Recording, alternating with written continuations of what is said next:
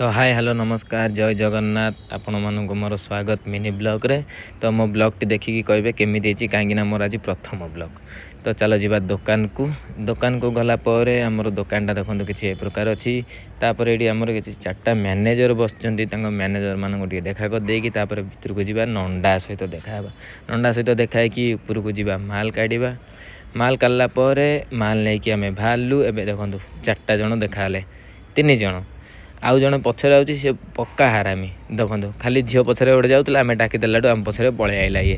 तो चलते जावा माल दवाक तो ये आम आसिलु माल दवापाई तो आंकर माल किसी खराब हो गला आसला बेले तो देखो टिके लंग थिला सेतिपाई तो कंप्लेन करेंगे कहते मुझे मना कली तो मैनेज भी हो गला। तो चलतु तरबुज खाइबा तरबुज खाई आम आसला बेलू दुकान बंद हो गलानी ये।